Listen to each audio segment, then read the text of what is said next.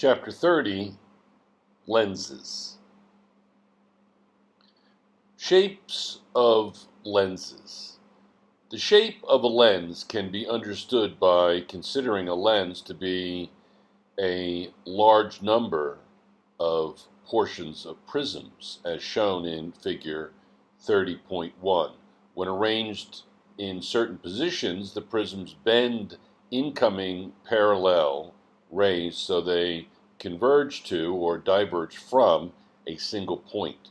The arrangement shown in figure 30.1a is thicker in the middle. It converges the light.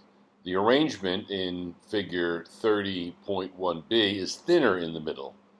It diverges light. Figure 30.2, wavefronts travel more slowly in glass than in air. A. In the converging lens, the wavefronts are retarded more through the center of the lens and the light converges.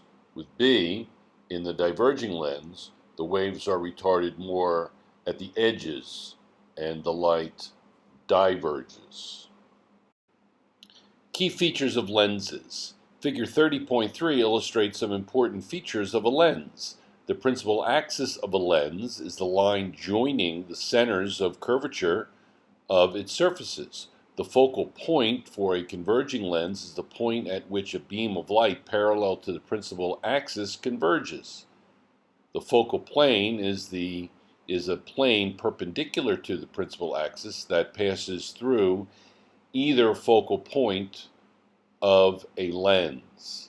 For a converging lens, any incident parallel beam converges to a point on the focal plane. A lens affects light coming from the right in the same way as light coming from the left, or has the same effect on light incident from either side. Therefore, a lens has two focal points and two focal planes. When the lens of a camera is set for a distant object, the film is in the focal plane behind the lens in the camera. For a diverging lens, an incident beam of light parallel to the principal axis is not converged to a point, but is diverged so that the light appears to originate from a single point. The focal length of a lens, whether converging or diverging, is the distance between the center of the lens and its focal point. When the lens is thin, the focal length on either side are equal, even when the curvatures on the two sides are not. Images formed by converging lenses. When you use a magnifying glass, you hold it close to the object you wish to see magnified. This is because a converging lens will magnify only when the object is between the focal point and the lens, as shown in figure 30.5.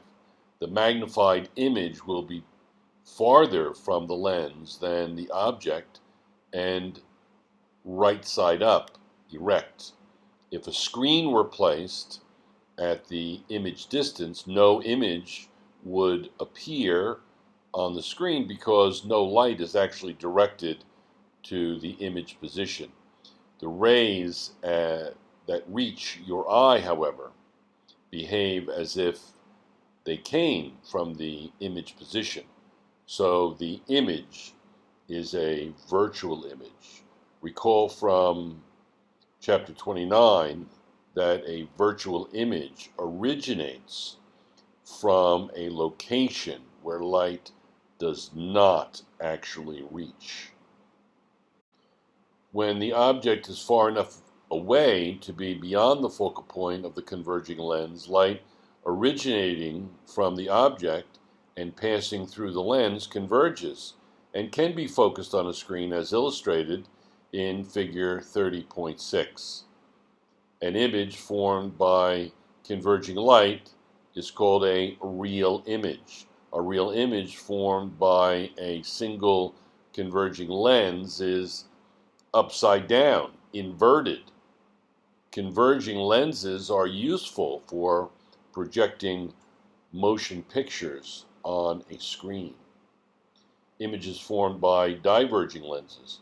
When a diverging lens is used alone, the image is always virtual, upright, and smaller than the object, as can be seen in figure 30.7. It makes no difference how far or how near the object is.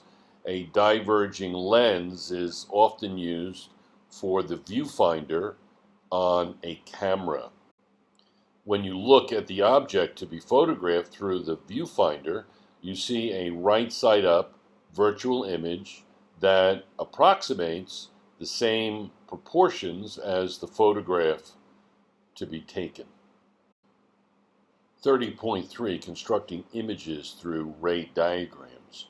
Ray diagrams show the principal rays that can be used to determine the size and location of an image. An example of a ray diagram is shown in figure 30.8. The size and location of the object, its distance from the center of the lens, and the focal length of the lens are used to construct a ray diagram. An arrow is used to represent the object, which may be anything from a microbe viewed in a microscope to a galaxy viewed through a telescope. For simplicity, one end of the object is placed right on the principal axis. The ray diagram for a converging lens used as a magnifying glass is shown in figure 30.9. In this case, where the distance from the lens to the object is less than the focal length, the rays diverge as they leave the lens. The rays of light appear to come from a point in front of the lens, same size of the lens as the object. The location of the image is found by extending the rays backward to the point where they converge. The virtual image that is formed is magnified and right side up. The three principal rays. To locate the position of the image, you only have to know the paths of two rays from a point on the object, represented by a vertical arrow. Any point except for the point on the principal axis will work, but it is customary to choose a point at the tip of the arrow. The path of one refracted ray is known from the definition of the focal point. A ray parallel to the principal axis will be refracted by the lens to the focal point, as shown in figure 30.8. Another path is known through the center of the lens, where the faces are parallel to each other. A ray of light will pass through the center with no appreciable change in direction. Therefore, a ray from the tip of the arrowhead proceeds in a straight line through the center of the lens. A third path is known. A ray of light that passes through the focal point in front of the lens, emerges from the lens, and proceeds parallel to the principal axis. All three paths are shown in figure 30.8, which is a typical ray diagram.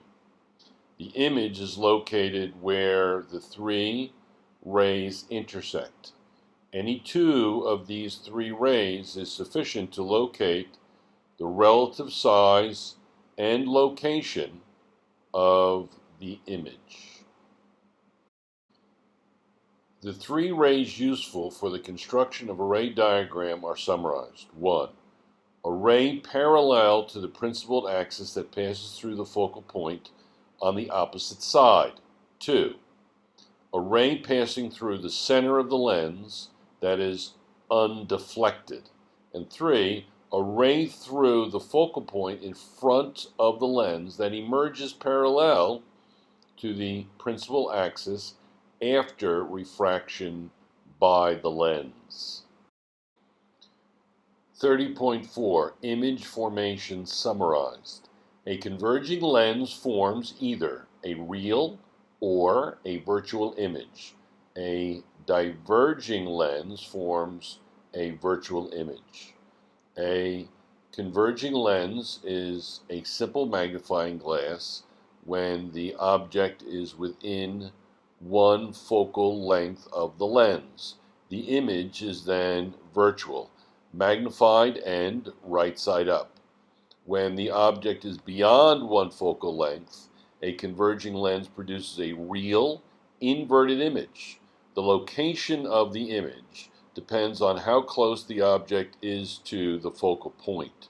If it is close to, but slightly beyond, the focal point, the image is far away, as with a slide projector or movie projector.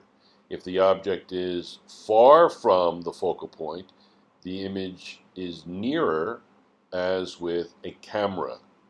In all cases where a real image is formed, the object and the image are on opposite sides of the lens.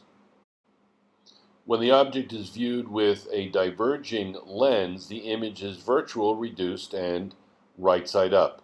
This is true for all locations of the object.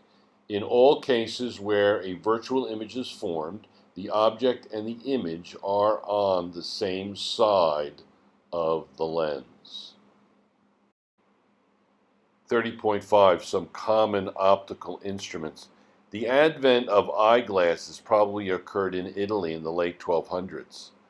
If anybody at the time or before viewed objects through a pair of lenses held far apart, one in front of the other, there is no record of it. For curiously enough, the telescope wasn't invented until some 300 years later. Today, lenses are used in many optical instruments. Optical instruments that use lenses include the camera, the telescope and binoculars, and the compound microscope. Telescope. A simple telescope uses a lens to form a real image of a distant object. The real image is not caught on film, but is projected in the space to be examined by another lens used as a magnifying glass. The second lens, called the eyepiece, is positioned so that the image produced by the first lens is within one focal length of the eyepiece. The eyepiece forms an enlarged virtual image of the real image. When you look through a telescope, you are looking at an image of an image. Figure 30.13 shows the lens arrangement for an astronomical telescope. The image is inverted, and thus the image of the man on the moon would appear upside down. Figure 30.14, each side of a pair of binoculars uses a pair of prisms that flip the image right side up.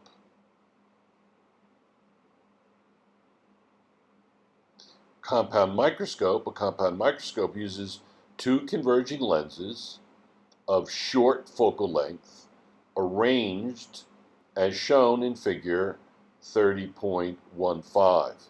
The first lens, called the objective lens, produces a real image of a close object. Since the image is farther from the lens than the object, it is enlarged. A second lens, the eyepiece, forms a virtual image of the first image, further enlarged. The instrument is called a compound microscope because it enlarges an already enlarged object. The camera and the eye.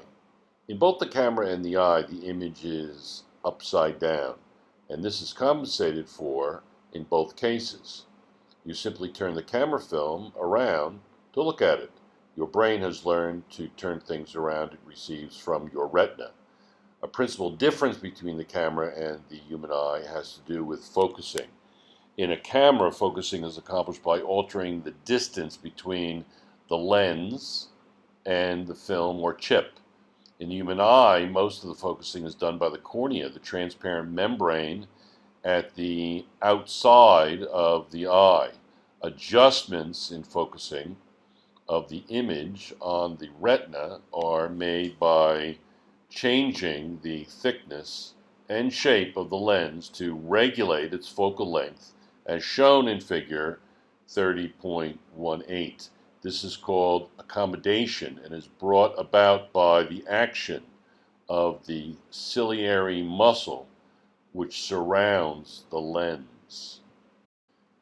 Farsightedness. A farsighted person has trouble focusing on nearby objects because the eyeball is too short or the cornea is too flat, so that images form behind the retina. As figure 30.19 illustrates, farsighted people have to hold things more than 25 centimeters away to be able to focus them. The remedy is to increase the converging effect of the eye. This is done by wearing eyeglasses or contact lenses with converging lenses. Converging lenses will converge the rays that enter the eye sufficiently to focus them on the retina instead of behind it. Figure 30.20, the eyeball of a nearsighted eye is too long. A diverging lens moves the image farther away and onto the retina. Aberrations. Spherical aberrations result when light passes through the edges of a lens, as in figure 30.21a, and focuses at a slightly different place from light passing through the center of the lens. This can be remedied by covering the edges of the lens, as with a diaphragm in a camera. Spherical aberration is corrected in good optical instruments by a combination of lenses. Chromatic aberrations is the result of the different speeds of light of various colors, and hence the different refractions they undergo, as shown in figure 30.21b. In a simple lens, red light and blue light bend by different amounts, as in a prism, so they do not come to focus in the same place. Achromatic lenses, which combine simple lenses of different kinds of glass, correct this defect.